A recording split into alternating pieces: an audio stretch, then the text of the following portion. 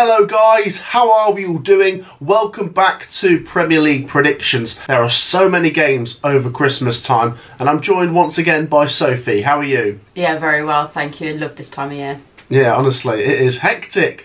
Guys, I want to just say a massive thank you for your support. We managed to hit 50,000 subscribers and that is down to you guys. A massive thank you for your support. Once again, if you haven't already subscribed, do make sure to do so. Let's see if we could even hit 51,000 before the end of the year. It's free to subscribe, so make sure to do so. Share your predictions as we go through the video. And once again, let's set the biggest like target ever. 2,200 likes would be amazing. Make sure to hit that thumbs up button. We always hit the biggest like targets we ever set, so once again make sure to do so. Sophie, let's kick things off with Thursday's fixture, and we've got Crystal Palace versus Brighton. Interesting. So Crystal Palace and Brighton both played top teams last week. Crystal Palace went away to Manchester City and Brighton went away to Arsenal. And it's Crystal Palace who were the ones that came away with something. Great result at Man City. Massive result, that. Yeah, a massive result for Roy Hodgson as well. It was, yeah.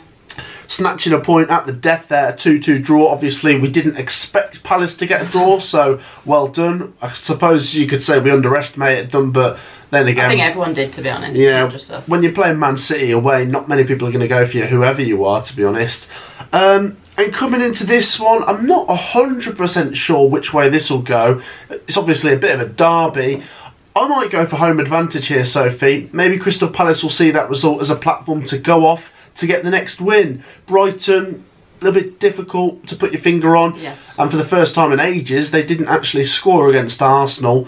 You know, they've been scoring in pretty much every game. I think it was, yeah.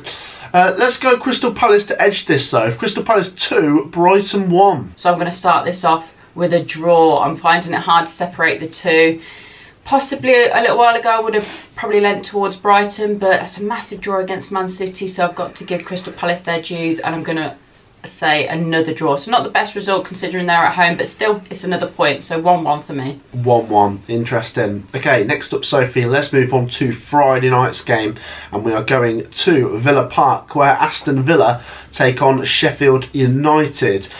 Is it a foregone conclusion, Sophie? I think it has to be. Villa have won every home game. I mean, it would just be so typical, wouldn't it, if Aston Villa's brilliant home record came to an end against bottom of the league. It would.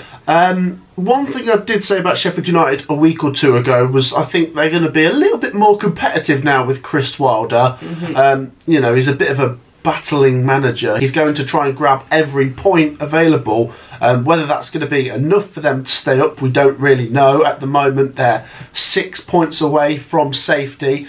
But let's talk about Villa, Sophie. They are one of the great talking points this season in the Premier League. Yeah, well, people are now starting to realise that they are title contenders, so yeah, and there's a lot of chatter there. Last week I said my Aston Villa predictions this season have been pretty good. I backed them to win 2-1 at Brentford, and once again I got it right. I'm going to go quite heavy here on Aston Villa, Sophie. I think this should be straightforward. I don't think there's... It's not a disaster for Sheffield United to lose this. There's other games that are more important than this one. Because for me, for Sheffield United, this is a free hit. Aston Villa 3-0. Yeah, so before Wilder's appointment, I'd look at this game and I'd think maybe 4-5-0 Aston Villa, because Sheffield United could get absolutely sliced apart by Villa. But since Wilder has came in, he has made that side a little bit harder to break down. So maybe they won't ship so many goals in this one. But I do see them conceding a few, and I don't see them scoring, to be honest. So I'm going to say 3-0 Villa. Yeah. I was going to say 4-0, but that's a little bit harsh. So I'll chalk one off and 3-0. Yeah, Sheffield United fans will be delighted now. So that's very good of you to do that to them. Merry Christmas. Yeah, we shall see. Share your thoughts on that one. Next up, Sophie, let's go to West Ham United versus Manchester United. And West Ham and Manchester United both deserve decent, amounts of credit for their results last Sunday. West Ham first, we both went for a draw against Wolves and they won 3-0. Yeah, convincing. Good performance, to be fair. Great result. And Manchester United went away to Liverpool and they got a 0-0. Yeah, you hit the post with your prediction, to be fair. Funny, yeah, 5-0. Well, to be fair, I got half of it right. The Manchester The United nil part. I said in that video as well, wouldn't it be funny if it was a 0-0? Yeah. It wasn't actually funny. It was a terrible watch. But that was a tough game to watch. You're absolutely right. I mean, having that on main event on TV, dreadful. I tell you what, it's one of them where I think Manchester United fans can be more encouraged by the result than the performance. Definitely. Although the performance is, they could take away that they were able to dig in. I thought they played very negative, and if Liverpool had just taken one chance, then Manchester United's whole game plan would have gone out the window. I don't know, this is difficult. West Ham United are playing midweek football in the Carabao Cup away at Anfield. So funnily enough, both their last games coming into this is away at Liverpool. Yeah. Do you know what, Sophie? I think this is two teams that I get a lot of stick from both of their fans for not backing them enough. So you can't back them both. I can't back them both, but I could back them both not to lose. Yeah, I could back them both not to lose. Will that satisfy the fans? Manchester United hadn't drawn up until last week. Maybe they're now about to start drawing a few games. I can't call this actually, Sophie. Yeah, I'm actually making West Ham favourites. But Manchester United, I don't know, they were pretty dogged last week, so I'll give them a point. 2-2.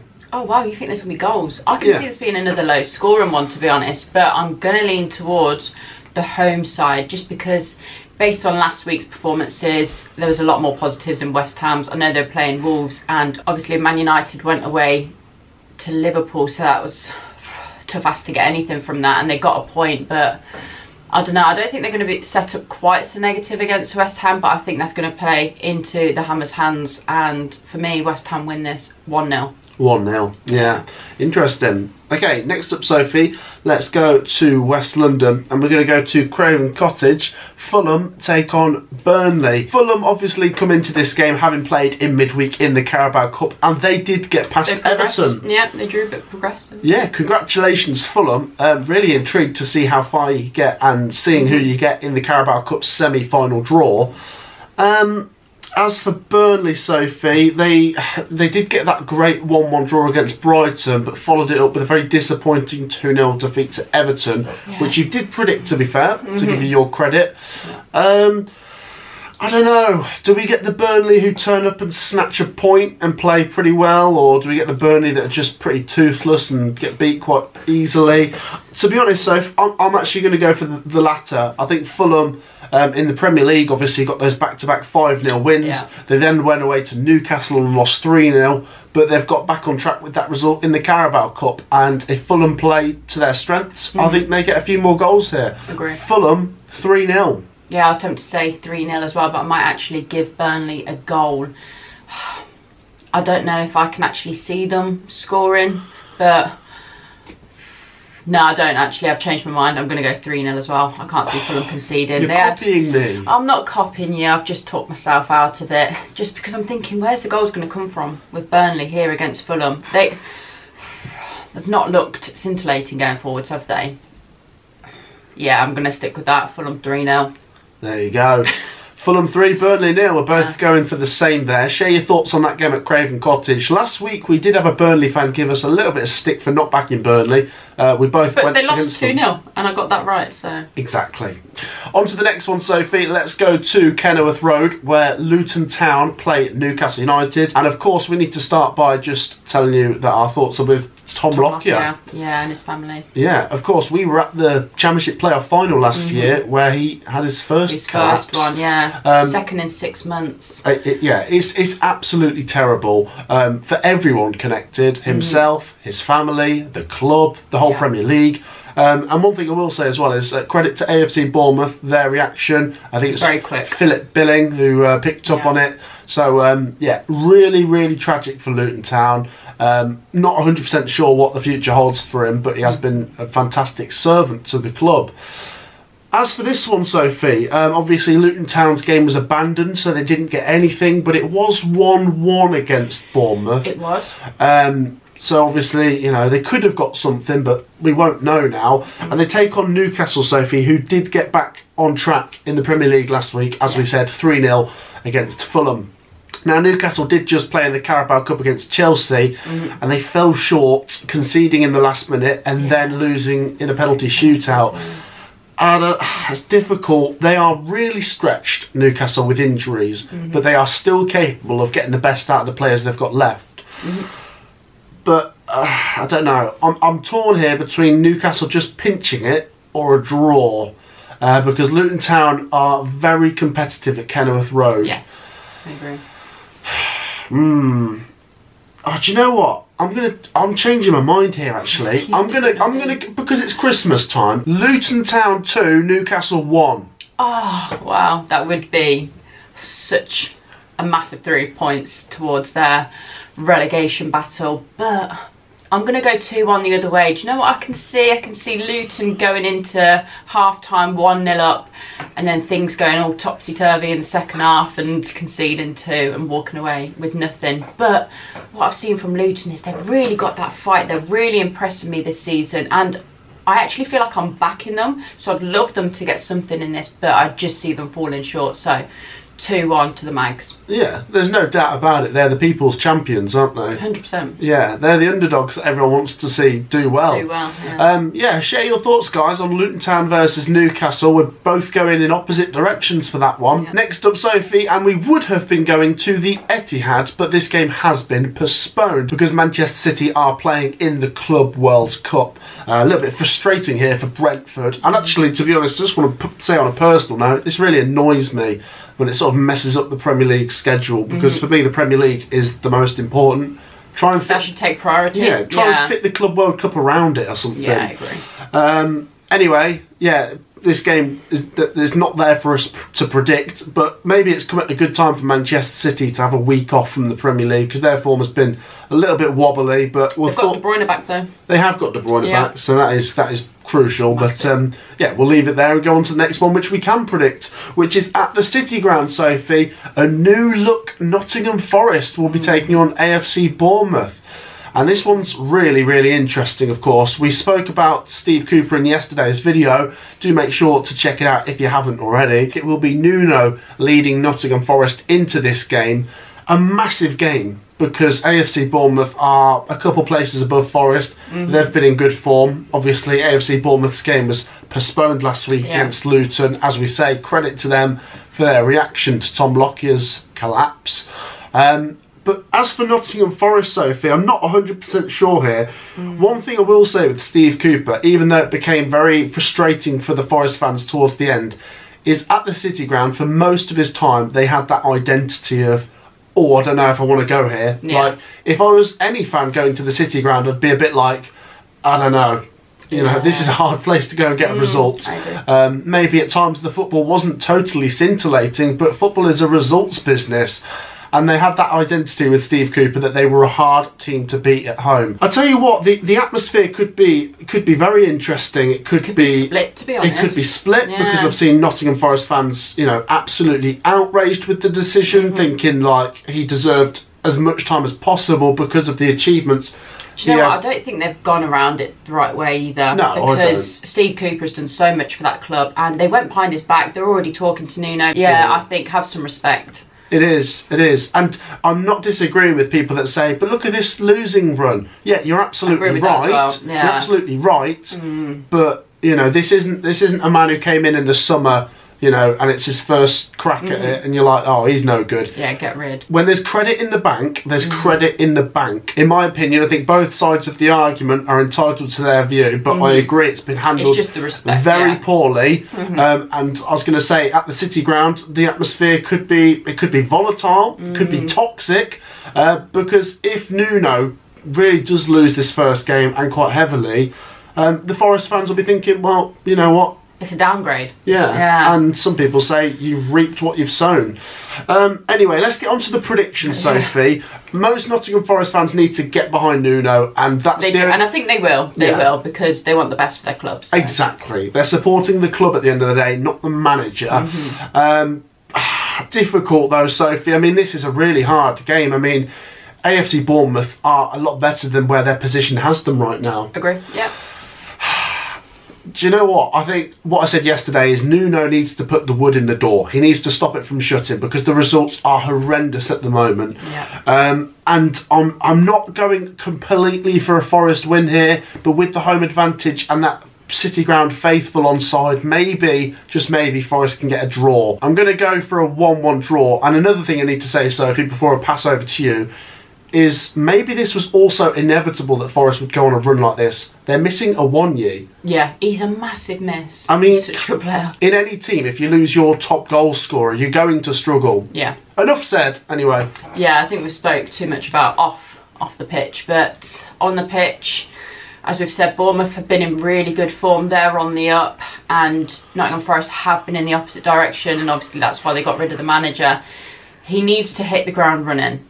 Do I think he's going to do that? I think it's actually quite a tough test. He's lucky that he's got a home game to start it off with, but it's against Bournemouth, who are in pretty good form. I'm going to lean towards Bournemouth. 2-1 Bournemouth. He starts it off with a loss, but I think there's going to be some promising signs there. So yeah, I mean, if they lose by 1, it's maybe not. No, it's not disastrous. But then it's still pretty important nonetheless, because Forest are in a bit of a dangerous position, so they really need to start turning things soon. Forest fans, Bournemouth fans, share your thoughts. I think it'd be a really, really interesting game at the City Ground. Next up, Sophie, let's go to Tottenham Hotspur versus Everton. What do we reckon, so? If this Everton team are getting points off everyone this season, can they go to Tottenham and get a result? Because I don't know, there's two very different styles of play here. Yeah, I was going to say that. I think both teams might score, because that's how it is with Tottenham. It's usually quite open. But to give them their credit, they also got a clean sheet on Friday last week. They won 2-0 at the City Ground. Well, I think this is a tougher test, because Forest have been in free-fall, whereas Everton have been on the up. Yeah. Everton could be more tired having played in midweek, and they just fell short of qualifying for the semi-finals of the Carabao Cup, losing on penalties. I think it could be a draw, to be honest, Sophie, but I'm just going home advantage. But I reckon Everton will be right in this. I'm going to go Tottenham 2, Everton 1. Yeah, see, I'm going to sit on the fence for this one. I think it's going to be interesting seeing the different styles of football play out. It could be a really good game, to be honest, like quite an open game. But yeah, I don't know. I can't ignore Everton's form in the league, so I'm struggling to separate the two. So I'll say a 1-1. A 1-1 draw. Interesting. Yeah. Share your thoughts on Tottenham versus Everton, guys. Interesting game. Next up, Sophie, this is easily the best game this weekend. What a cracker. Top versus second as Liverpool host Arsenal. Such a big game. Yeah, it's massive. Absolutely massive. And Liverpool would have been top out of these two if they'd have seen off Manchester United last week, but they didn't. They obviously will go top if they win this game. I'm not 100% sure though, Sophie. What I saw from Liverpool last week was not enough for me. No, I mean, I've been to the same place to watch Liverpool, and I watched them draw 1-1 against Luton, and I've watched them draw 0-0 against Man United, and both times they didn't look great. So I'm not going to that place this weekend, because I'm not watching another draw. Yeah, difficult this. Arsenal have been in, decent form. Yeah. They got a 2-0 win against Brighton. Arsenal are starting to recover from the Aston Villa defeat a few weeks ago. Arsenal are obviously still in the Champions League. Liverpool are still in the Carabao Cup. They're playing tonight as we record this. Yeah, do you know what? Boring. I'm going to go for a draw here. Maybe a draw's not a disaster for both. Probably a slightly better result for Arsenal as they're on the road. But to be honest, they're both capable of winning this. Agreed. And I'm really, really struggling. I'm going to be honest. 1-1. Yeah, because the title race is so close, neither team are going to want to lose. So it could be a really negative game of football again. However, Arsenal, I don't think they're going to set up for the draw. I think they're actually going to go for this. So it could be quite open, which I think is actually going to suit Liverpool. Liverpool need to turn up. Past couple of times they've not been at their best for me, and Arsenal have looked good. So if Liverpool are on their A game, I can see them winning. Equally, if Arsenal are, I can see them winning. So either team could win this for me. But I'm going to pick a winner. It's going to be Liverpool. I'm going to say 2-1. So a tight game, but Liverpool just edge it. Yeah, you're going Liverpool 2-1. Yeah. That's a big shout. It is. That game is massive. Share your thoughts, guys, on Liverpool versus Arsenal at Anfield. Get your predictions in. The final game, Sophie, is on Christmas Eve. How about this? We're going to Molineux as Wolves host Chelsea. I believe this is the first football game in the top flight on Christmas Eve in a long time. Oh, has there been one before? I thought it was ever. Years ago. Years ago. They don't usually do this. No. So, yeah, a bit frustrating for the Chelsea and Wolves fans, to be honest. But, yeah, there you go. As for predictions, Sophie, I'm struggling here. Chelsea have been all right, to be fair. They picked up a result last week against Sheffield United. They picked up a result against Newcastle in the Carabao Cup. Wolves, a bit disappointing, actually. They lost 3-0 to West Ham. I don't know what's happened to them because they had been pretty decent. Yeah, they had that good patch. Now they're in their sticky patch. Yeah, I think Wolves need to get something here before Christmas to put a smile on their fans' faces and to stop a, potential little slide back down the table. I'm going to go for Wolves to win this, actually. Chelsea come into this as favourites, but why not? A little Christmas Eve upset, maybe. Okay. Wolves 1, Chelsea 0. Okay, with Wolves being the home side, I can see this being a tighter game. I think it could be a completely different game if it was at Stamford Bridge. But I still see Chelsea winning this. I'm going to say 2-1, just because Wolves did not look that good against West Ham. I know sometimes it's just a bad game and a bad day at the office, but if they follow that up with another bad performance, Chelsea are going to capitalise on that. I can see that happening, so 2-1 Chelsea. 2-1 Chelsea? Yeah. Interesting. There you go, guys. Share your predictions for that Christmas Eve game between Wolves and Chelsea. That wraps up our Premier League predictions, so make sure to share your predictions down below for all of those games. Remember, it's just the 9 games this week, with Manchester City versus Brentford being postponed. Do make sure, of course, to hit that thumbs up button. I want to say a massive thank you for your support this year. Make sure, if you haven't already subscribed, to hit that subscribe button. It is free to subscribe. Thank you for joining me, Sophie. Thank you. We will see you guys in the next video. Peace out.